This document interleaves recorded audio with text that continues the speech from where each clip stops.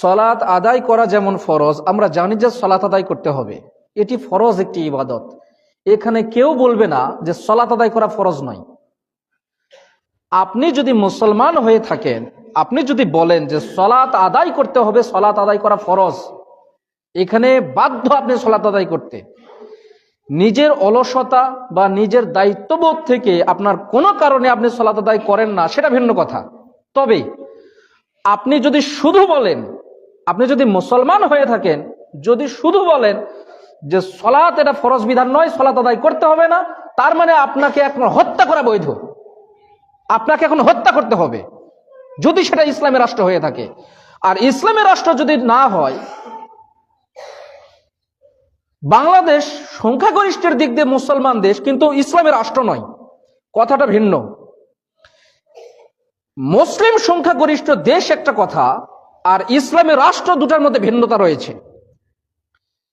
এখন কোন কারণে বাংলাদেশ সরকার যদি তাকে হত্যা না করে, তাহলে সেটা দায়ভার বাংলাদেশ সরকারের, আমাদের নয়, আমরা এখান থেকে মুক্ত। কিন্তু শরীয়ত যেটা বলে সালাত আদায় করা যেমন ফরজ, যাকাত আদায় করা অনুরূপ সমপরিমাণ ফরজ, এখানে কোনো ভিন্নতা নেই। আপনি যদি সালাত আদায় করেন, এটা যেমন মনে করেন যে ফরজ বিধান, আপনাকে এটাও মনে রাখতে হবে, আপনি যদি মুসলমান হয়ে থাকেন তাহলে যাকাতও আপনার ফরজ বিধান, এটাও মাথায় রাখতে হবে। আপনি হাজি মানুষ সালাত আদায় করেন, কিন্তু যাকাতের বিষয় গিয়ে তখন গরিমসি করেন, যাকাত আর দিতে চান না, দান আর করতে চান না। কেন?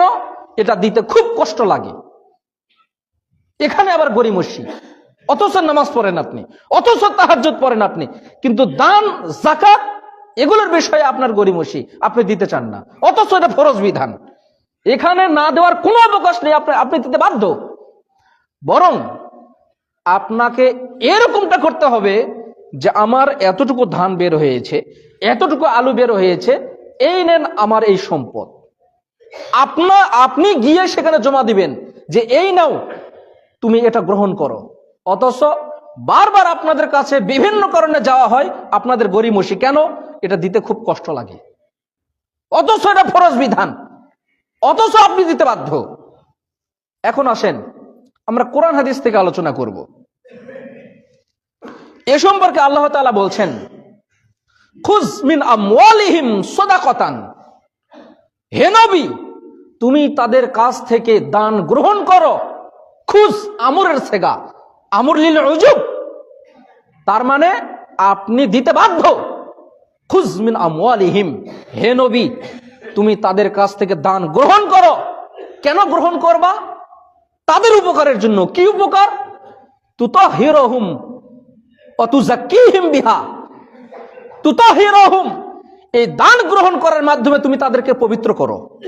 ওয়া তুযাক্কিহিম বিহা, এবং তাদেরকে এই দান নেওয়ার মাধ্যমে তাদেরকে পরিশুদ্ধ করো। দানের মাধ্যমে মানুষ পবিত্র হয়, দানের মাধ্যমে মানুষ পরিশুদ্ধ হয়, দানের মাধ্যমে এটা তারই উপকার, কিন্তু এটা আপনি দিতে বাধ্য।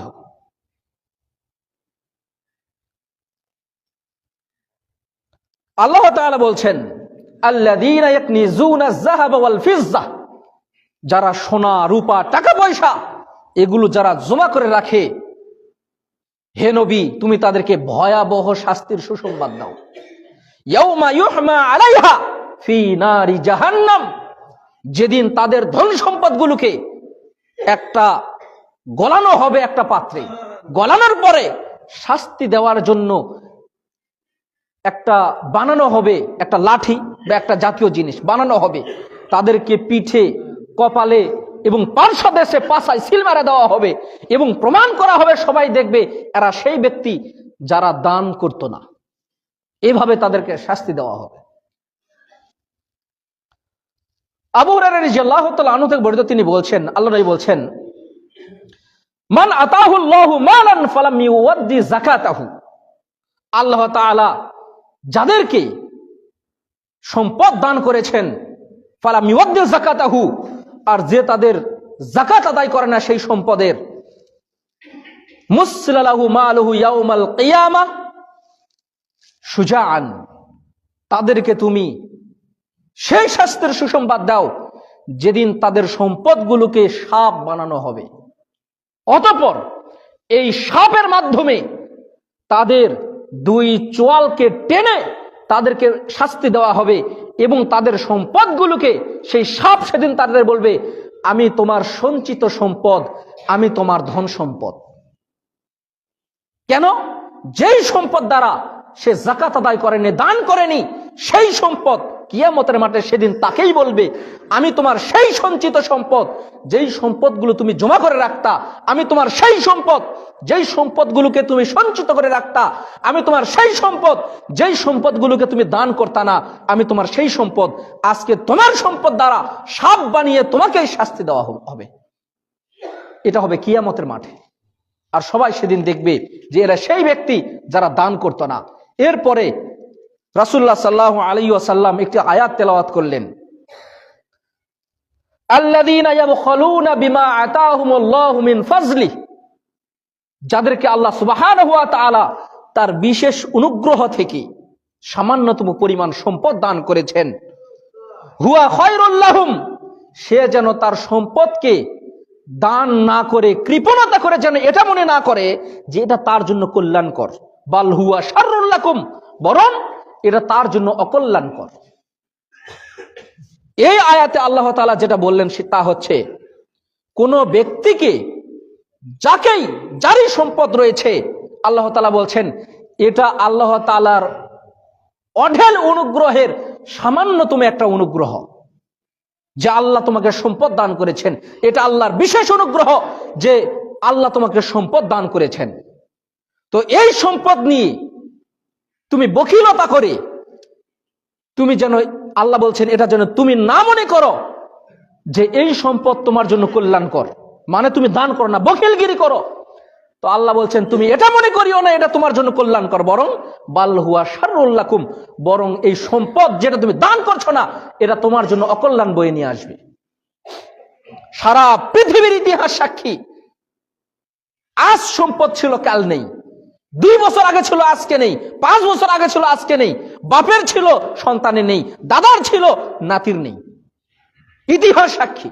আপনি বলেন অমুকের দাদার এত 100 বিঘা সম্পদ ছিল, আজ তার কিছুই নেই, ওই সন্তান মানুষের বাড়িতে কাজ করে খায়। কেন? আল্লাহ তার কাছ থেকে অনুগ্রহকে উঠিয়ে নিয়েছে। আর তোমাকে যদি আল্লাহ সম্পদ দান করে, এটা আল্লাহর একটা বিশেষ অনুগ্রহ। আর এটা তখনই তোমার কাছ থেকে বঞ্চিত হয়ে যাবে যখন তুমি দান করবা না, যখন তুমি সাদাকা করবা না, যখন তুমি যাকাত দিবা না। এটা তখন আল্লাহ তার যে অনুগ্রহ তোমাকে দান করেছিলেন, এই অনুগ্রহ আল্লাহ তোমার কাছ থেকে উঠিয়ে নেবেন। আনাস ইবনে মালিক রাদিয়াল্লাহু তাআলা আনহু থেকে বর্ণিত, তিনি বলছেন, আল্লাহ নবী বলছেন, মানিউজ যাকাতি ইয়াউমাল কিয়ামাহ ফিন নার, যারা যাকাত আদায় করতো না, যারা দান করতো না, ইয়াউমাল কিয়ামাতি ফিন নার, কিয়ামতের দিন তাদের স্থান হবে জাহান্নামে। এখানে আল্লাহ বললেন না, আল্লাহ নবী বললেন না যে অমুকের কথা। আল্লাহ নবী কাকে বললেন? সবাইকে।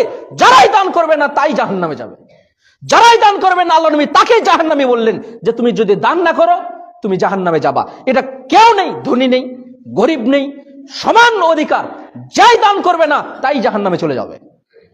এখানে কোন শ্রেণীকে উল্লেখ করলেন না, যে ইমানদার ব্যক্তিকে বা যারা গাফেল তাদেরকে, বা হে মানুষ সকল, সবাইকে উদ্দেশ্য করে বললেন যারাই দান থেকে বিরত থাকবে, আল্লাহ নবী তাকেই বললেন কিয়ামতের মাঠে আল্লাহ তাকে জাহান্নামে দিবেন।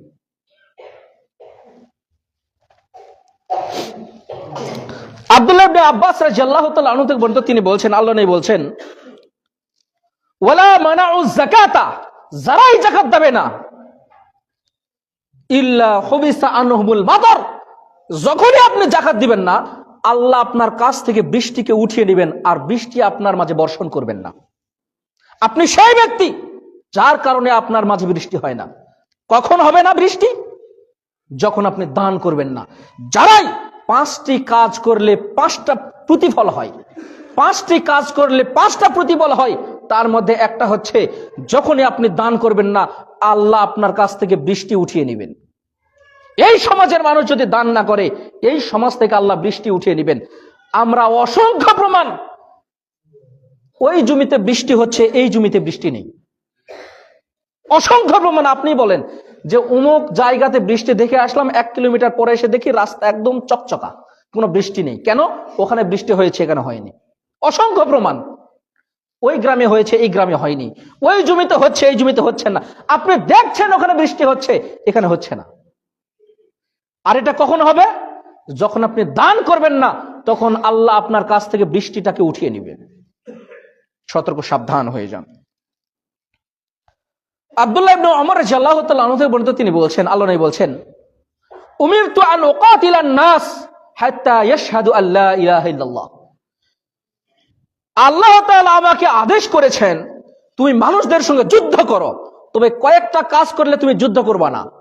এক, তারা যদি সাক্ষ্য দেয় আল্লাহ ছাড়া কোনো ইলাহ নেই, মুহাম্মদ তার রাসূল, তাহলে তোমরা তাদের সঙ্গে যুদ্ধ করবে না। যদি তারা সালাত আদায় করে, তোমরা তাদের সঙ্গে যুদ্ধ করবে না। যদি তারা যাকাত প্রদান করে, তুমি তাদের সঙ্গে যুদ্ধ করবে না। তার মানে এই দেশটা যদি ইসলামী রাষ্ট্র হতো, আপনি যাকাত দিতে বাধ্য। ইসলামী রাষ্ট্র আপনাকে বাধ্য করে সৌদি আরব। সৌদি আরব তারা দাবি করে ইসলামী রাষ্ট্র, যদি দাবি করে তাহলে তারা যাকাত দিতে বাধ্য। ভালো করে স্মরণ রাখবেন, বাংলাদেশ সংখ্যার দিক দিয়ে ইসলামী দেশ, কিন্তু ইসলামী রাষ্ট্র নয়। যদি ইসলামী রাষ্ট্র হতো তাহলে আপনি যাকাত দিতে বাধ্য। আপনার কাছ থেকে জোর করে যাকাত নেওয়া হবে। আবু বকর রাদিয়াল্লাহু তাআলা আনহু যেটা করেছিলেন। অনেকেই বলছে যে আমরা যাকাত দিব না। কেন? আল্লাহ নবী মারা গিয়েছেন, আমরা আর যাকাত দিব না। সঙ্গে সঙ্গে আবু বকর রাদিয়াল্লাহু তাআলা আনহু এই হাদিসটাকে স্মরণ করে দিয়ে বললেন, আল্লাহ নবী তাদের সঙ্গে যুদ্ধ করতে বলেছেন যারা যাকাতকে অস্বীকার করে। তার মানে আপনি যদি যাকাতকে অস্বীকার করেন, আপনার সঙ্গে যুদ্ধ ঘোষণা করতে আল্লাহ নবী বলেছেন। তার মানে আপনি যাকাত দিতে বাধ্য। আর যদি যাকাত না দেন, আগে কি পরিণাম গেল? আল্লাহ আপনার সমাজ থেকে বৃষ্টিটাকে উঠিয়ে নেবেন। ওই যে আমরা বলি জমি ফেটে চৌচির হয়ে যাচ্ছে, কেন? আপনি যাকাত দেন না। এই যে ঘরে ফসল উঠালেন না উঠালেন, এই সমাজ, আমি এই সমাজের কথা বলছি, একজন মানুষ বুক খুলে বলতে পারবেন যে আমি পরিপূর্ণ 100-এ আমি যাকাত আদায় করি, ফসলের যে প্রাপ্য সেটা আমি প্রদান করি? বলা খুব কঠিন। হতে পারে আপনি এই বছর থেকে প্রদান করেন, কিন্তু আপনি শুরু থেকে, জীবনের শুরু থেকে নিয়ে আপনি প্রদান করেন, এটা কেউ বলতে পারবেন? বলা খুব কঠিন। তবে আপনি এটা দিতে বাধ্য। কেন? যদি আপনি না দেন, আল্লাহ আপনার কাছ থেকে বৃষ্টিটাকে উঠিয়ে নেবেন, যে আপনার ফসল হবে না। আপনি শুধু মনে করেন যে ডিপ থেকে পানি ওঠে, অনেক সময় পানির স্তর অনেক নিচে নেমে যায়। কেন জানেন? যদি বৃষ্টি না হয়। বোঝেননি মনে হয়? আগে আমাদের সাধারণ টিউবওয়েল দিয়ে পানি উঠতো, তারপরে আসলো কি 5-8 ভার্টিক্যাল দিতে হবে, একটু মোটা পাইপ, তারপরে 10 হাত দিতে হবে, তারপরে কি 15 হাত দিতে হবে। এখন কি ভার্টিক্যাল চলবে না, এখন বোরিং পুঁততে হবে। অনেক জায়গাতে বোরিং তো কাজ হয় না, কারণ ডিপ পুঁততে হবে। কেন? পানির স্তরটা নেমে চলে গিয়েছে। আর যখন বৃষ্টির পরিমাণ কমে যাবে, পানির স্তরটা আরো নিচে কমে যাবে। যাকাত দেওয়া বন্ধ করিয়েন না, দান করা বন্ধ করিয়েন না, নচেত আল্লাহ বৃষ্টিটাকে উঠিয়ে নেবেন।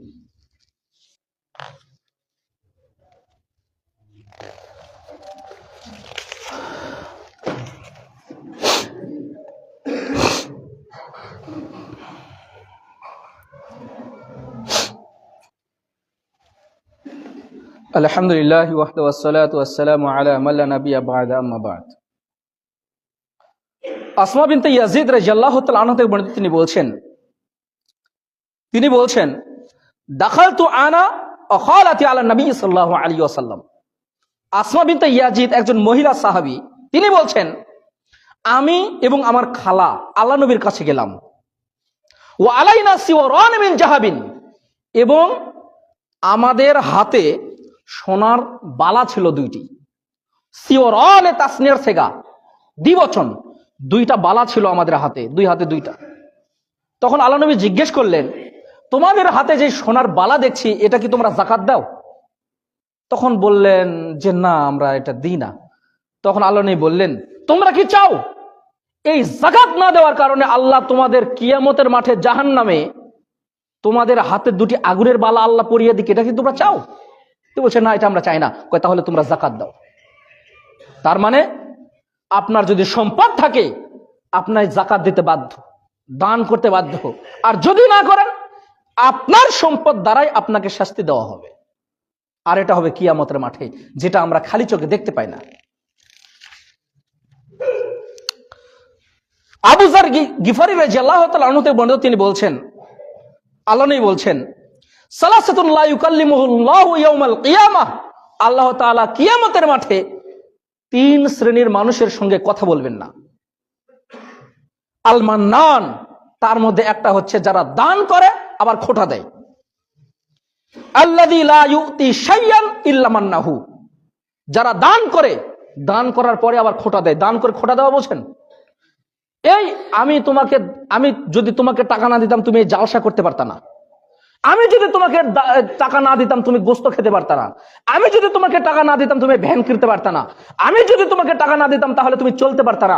আমি যদি তোমাকে টাকা না দিতাম তুমি বাজার করতে পারতা না। এটা হলো দান করে খোটা দেওয়া। এটা করতে চান না। আপনি সেই ব্যক্তি যাদের সঙ্গে কিয়ামতের মাঠে আল্লাহ কথা বলবেন না। দান করেছেন, আলহামদুলিল্লাহ, আপনি প্রাপ্য আল্লাহর কাছে আশা করেন। সে তোমাকে কি করলো না করলে এটা স্মরণ রাখিয়েন না। যদি করেন, আল্লাহ আপনার সঙ্গে কিয়ামতের মাঠে কথা বলবেন না। তাহলে আল্লাহ যদি আপনার সঙ্গে কথা না বলেন, তাহলে আপনার স্থান কোথায়?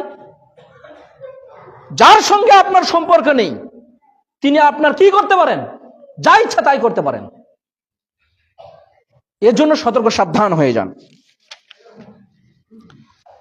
আব্দুল্লাহ ইবনে আব্বাস রাদিয়াল্লাহু তাআলা আনহু থেকে বর্ণিত, তিনি বলছেন, আল্লাহ নবী বলছেন, আলা উখবিরুকুম বিশাররিন নাসি মানজিলা, আমি কি তোমাদেরকে সংবাদ দিব না যে মানুষেরদের মধ্যে সবচেয়ে খারাপ মানুষকে? আল্লাহ নবী বলছেন, আমি কি তোমাদেরকে সংবাদ দিব না মানুষদের মধ্যে থেকে সবচেয়ে খারাপ মানুষকে?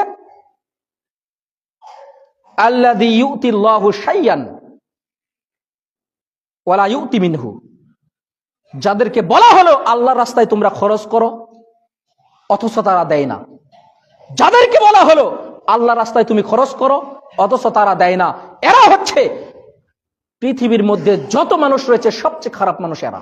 কেন? ওরা দান করে না, ওদের হাত কৃপণ, ওরা দান করতে চায় না। ওরা মনে করে যে টাকা থাকলে বেশি হবে। এটা মানুষের একটা ধাঁধা। কিরকম জানেন? ওই যে মনে হচ্ছে পানি, আসলে পানি নেই, মরুভূমি চিকচিক করছে, মনে হচ্ছে ওই যে পানি, না পানি নেই। ওটা হচ্ছে আপনাকে ধাঁধায় ফেলছে। আপনি হচ্ছেন পরগাছা। আপনি পরগাছা টাকার উপরে আপনি নির্ভর করেন। আপনি পরগাছা, আপনি টাকার উপর নির্ভর করেন। পরগাছার যেরকম কোনো দাম নেই, আপনার সেরকম কোনো দাম নেই। হয়তো সাময়িক দাম আছে, যেমন পরগাছা ওই যে 2 দিন আছে, মনে করছেন আপনি হচ্ছে এই আছে, সমস্যা নেই, আছে তো। ওরা কিন্তু পাতা আছে, ওরা কিন্তু ডাল আছে, কিন্তু ওর দাম নেই। দাম আছে? পরগাছার কোনো দাম নেই।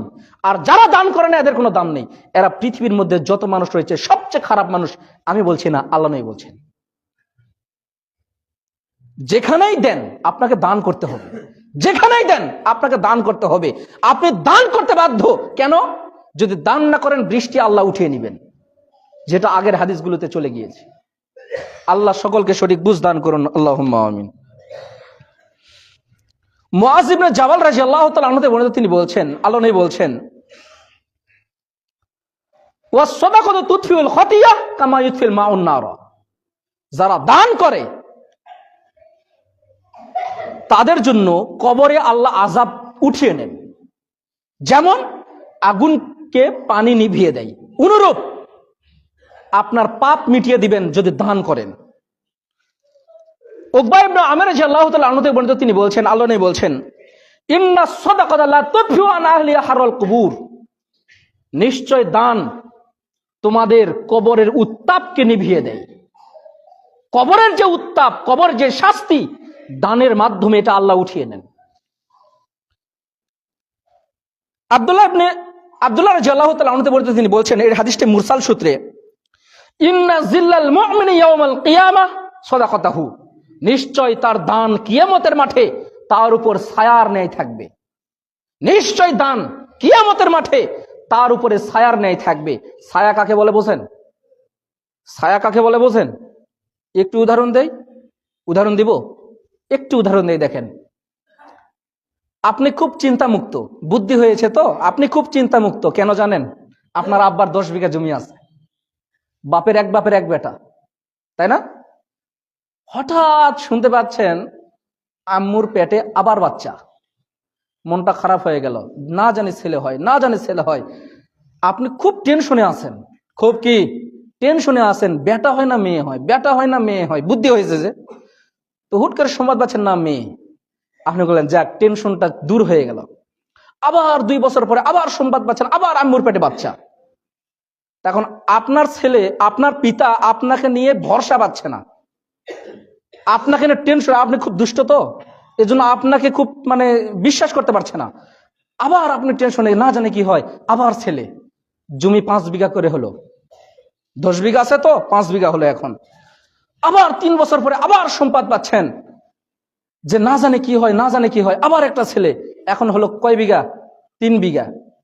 এখন আপনি করছেন যাক, মানুষের বাড়িতে মনে হয় কাজ করেই খেতে হবে। আবার কিছুদিন পর আবার সংবাদ পাচ্ছেন না, আবার একটা ছেলে। কয়টা ছেলে হলো? 4টা। এখন কয় বিঘা করে? 2 বিঘার কোনো দাম আছে? 2 বিঘার সম্পদের কোনো দাম আছে বর্তমান বাজারে? হ্যাঁ, দাম আছে, কিন্তু বর্তমান বাজারে দাম নেই। কিন্তু ধরে নেন আপনি বাপের এক বেটা, এক ছেলে। তখন চিন্তা করছেন না না টেনশন নাই, 10 বিঘা জমি দাম পাবোই, বোন 2টা আছে, টেনশন নাই, ওদেরকে হয়তো 10 শতক করে দিয়ে দিবে। বুঝতে পারেননি? এই যে নির্ভর করছেন আপনি, অনুরূপ কিয়ামতের মাঠে এই যে আপনি দুনিয়াতে মনে করছেন ওই সম্পদ আপনার ছায়া, তাই না? যে মানুষের বাড়িতে আমাকে কাজ করতে হবে না, 10 বিঘা তো আছেই, 2 দিন পর তো বাদ দিবেই, পিতার কাছ থেকে তো পাবোই আমি 10 বিঘা, টেনশন তো নাই। এই বোনের টেনশন করছি না, 10 শতক করতে হয়তো দিয়ে দিবে, বা 1 বিঘাই দিয়ে দেখ 2 বোনকে, তাও তো 9 বিঘা। 9 বিঘা মানে কি জানেন? আপনি মোটামুটি বর্তমান বাজার দরে কয় কোটি হবে? 3-4 কোটি, তাই না?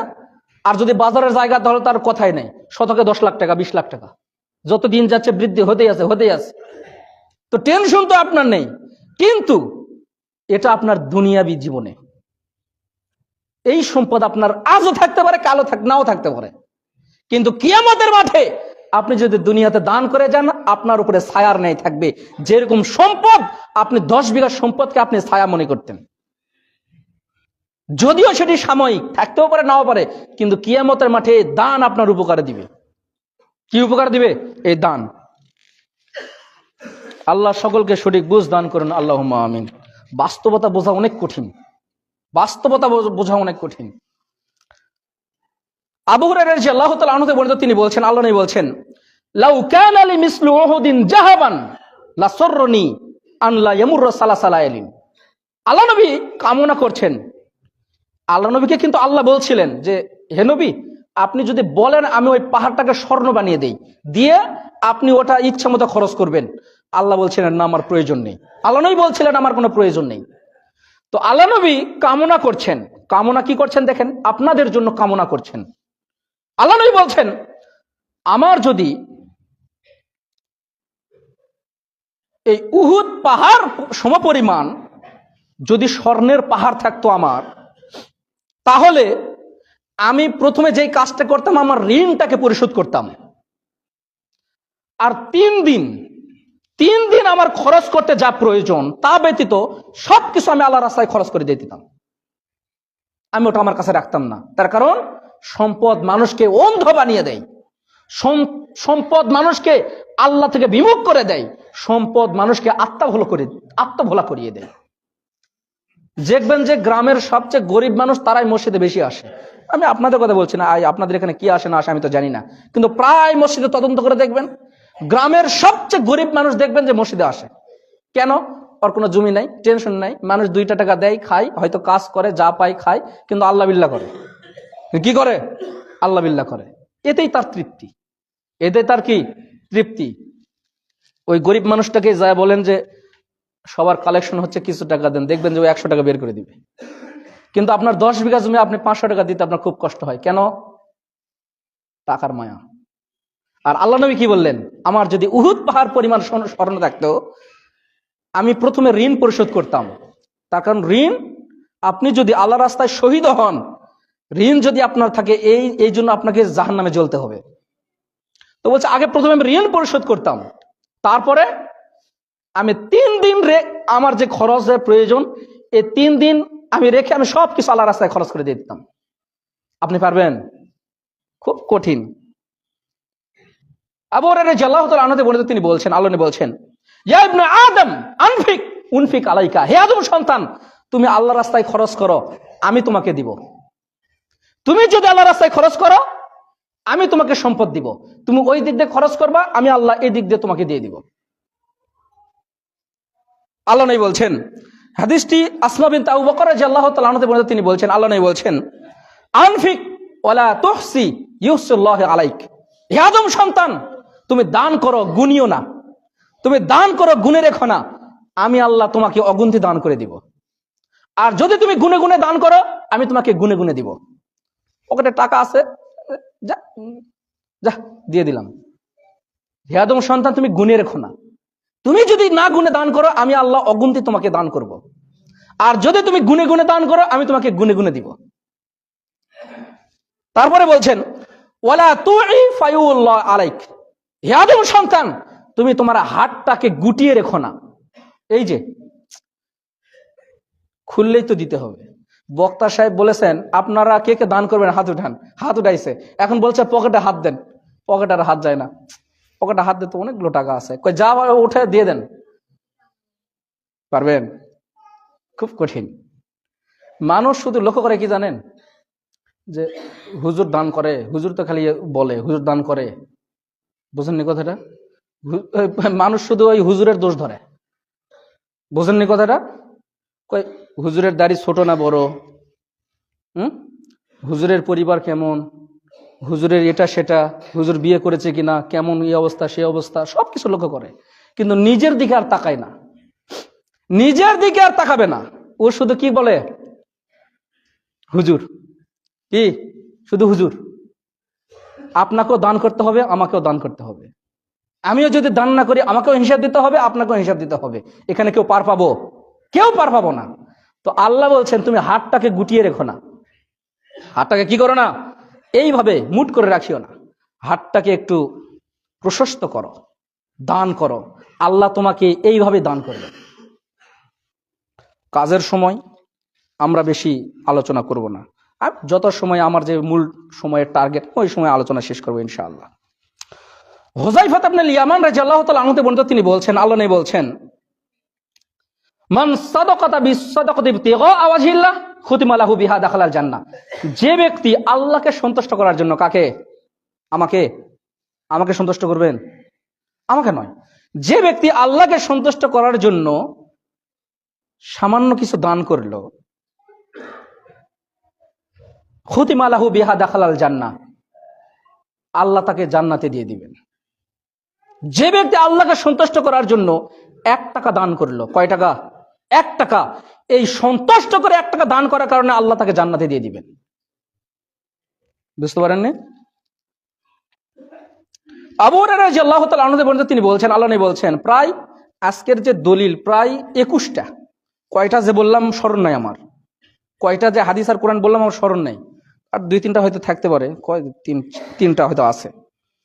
বান্দা বলে, কেউ জিজ্ঞেস করছে যে ভাই তোমার সম্পদগুলো কোনটা কোনটা? কই এই জমি, এই জমি, এই বাড়ি, এই গাড়ি, এই পুকুর, হ্যাঁ, এই বাজারের এই দোকান, এগুলো আমার সম্পদ। আল্লাহ কি বলছেন দেখেন, আল্লাহ নবী বলছেন, বান্দা বলে এটা আমার সম্পদ, এটা আমার সম্পদ, এটা আমার সম্পদ। 3টা তোমার সম্পদ। তুমি যেটা খেয়েছো এটা তোমার সম্পদ, তুমি যেটা গায়ে পরে আছো এটা তোমার সম্পদ, আরেকটা সম্পদ যেটা তুমি দান করবা এটা তোমার সম্পদ। তোমার সম্পদ কয়টা? 3টা। তুমি যেটা খেয়েছো এটা তোমার সম্পদ। তোমাকে হিসাব দিতে হবে তুমি হালাল খালা না হারাম খালা, তার কারণ এটা তোমার সম্পদ, তুমি খেয়েছো। তুমি পোশাক পরেছো, এটা তোমার সম্পদ। তুমি হালাল পরেছো আর হারাম পরেছো, এটা তোমাকে এখন হিসাব দিতে হবে। আরেকটা তোমার সম্পদ, সেটা হলো তুমি যেটা দান করেছো কিয়ামতের মাঠের জন্য রেখে দিয়েছো, এটা তোমার সম্পদ। আবু হুরায়রা রাদিয়াল্লাহু তাআলা আনহু বর্ণিত, তিনি বলছেন, আল্লাহ নবী বলছেন, মানুষ মারা যায় কিন্তু সে কয়েকটা জিনিস রেখে যায় যেটা মরার পরেও সে সওয়াব পায়। তার মধ্যে একটা হচ্ছে সাদাকাতিন জারিয়া। এমন ভাবে এমন একটা দান করেছে, সে নিয়ত করে দান করেছে যে এই জিনিসটা যেন বহুদিন পর্যন্ত থাকে, মানে জারি থাকে। সেটা কি? যে কোনো কাজ হতে পারে, মসজিদ হতে পারে, মাদ্রাসা হতে পারে, যে কোনো কিছু হতে পারে, দ্বীনি কাজ, ভালো কাজ। তাহলে সে মরার পরেও সেই সওয়াবটা পাবে। আরেকটা হাদিস বলি, আমি আলোচনা শেষ করে দেবো ইনশাআল্লাহ। আবু হুরায়রা রাদিয়াল্লাহু তাআলা আনহু পর্যন্ত তিনি বলছেন, আল্লাহ নবী বলছেন, ইন্নাল্লাহা আযজা ওয়া জাল্লা লা ইয়ারফাউ দারাজাতা বিল আবদি সালিহ ফিল জান্নাহ। আল্লাহ নবী বলছেন, কিয়ামতের মাঠে জান্নাতে হঠাৎ একজন জান্নাতি ব্যক্তির মর্যাদা আল্লাহ বৃদ্ধি করে দিবেন। হঠাৎ জান্নাতে একজন ব্যক্তির মর্যাদা বৃদ্ধি করে দিবেন যে জান্নাতে আছে। ওই ব্যক্তি তখন জিজ্ঞেস করবেন যে আল্লাহ, আমার যে এই যে হঠাৎ মর্যাদা বৃদ্ধি করা হলো, এটা কেন করা হলো? তখন বলছেন, দুনিয়াতে তোমার সন্তান তোমার নিয়তে দান করেছে, এই জন্য তোমার মর্যাদা বৃদ্ধি করা হলো। বুঝতে পারেননি মনে হয়? দুনিয়াতে তুমি যে ভালো সন্তানটা রেখে এসেছো, সেই সন্তান তোমার নিয়তে দান করেছে, এই সন্তান তোমার দান করেছে দুনিয়াতে, এই কারণে জান্নাতে তোমার মর্যাদা আরো বৃদ্ধি করা হলো। কিয়ামতের মাঠে জান্নাতি ব্যক্তিদের সবচেয়ে ছোট জান্নাত যেটা হবে, সেটা হলো এই 10 দুনিয়ার সমান, সবচেয়ে ছোট জান্নাত এটা। তো আমরা যারা চাই, আমরা জানি ইসলামী সম্মেলন, তো আপনাদের সামনে আলোচনা করা হলো, আমি উদ্যত আহ্বান জানাবো। আমি আজকের খুতবায় যত দলিল দিলাম, মনে হয় পিছনে কোনো জুমায় এতগুলো দলিল দিই না, প্রায় 21টা দলিল দিলাম আজকে। আল্লাহ যদি চাহে তো আগামীতে আসলে কত বেশি আলোচনা করবো, আলোচনা পরে আছে শুধু। তো দান সম্পর্কে আমার 2-4 জুমা আলোচনা করার নিয়ত আছে সামনে, আল্লাহ যদি তৌফিক দান করেন। তো আপনারা এই মাহফিল উপলক্ষে কৃপণতা করিয়েন না ভাই। মহিলা মা বোন, আপনাদের উদ্দেশ্য করে বলি, আল্লাহ আপনাদের সম্পদ দান করেছেন, আপনাদের কোসাই কাসাই চিপাই চাপাই অনেক টাকা থাকে, ওই দেখবেন যে অনেক টাকা থাকে আপনাদের, আমি জানি, সুন্দর সুন্দর চকচকা টাকা, গচ্ছিত টাকা আপনার বাপ মা মাঝে মধ্যে দেয়, ভাই মাঝে মধ্যে দেয়, স্বামীও মাঝে মধ্যে দেয়, ডিম বেচা টাকা, মুরগি বেচা টাকা, আপনাদের অনেক টাকা আছে। তো আপনারাও আশাবাদী এই মাহফিল উপলক্ষে আপনারা দান করবেন, কেউ একজনও বাকি থাকিয়েন না। আর মনে করিয়েন না যে আমি দান করলাম না মানে আমি জিতে গেলাম, এটা যেন মনে করিয়েন না। আপনি যদি দান না করেন, আপনি ঠকে গেলেন। বুঝতে পারেননি কথা? আল্লাহ সকলকেই এই কোরআন হাদিসগুলো বুঝে আমল করার তৌফিক দান করুন। আল্লাহুম্মা আমিন।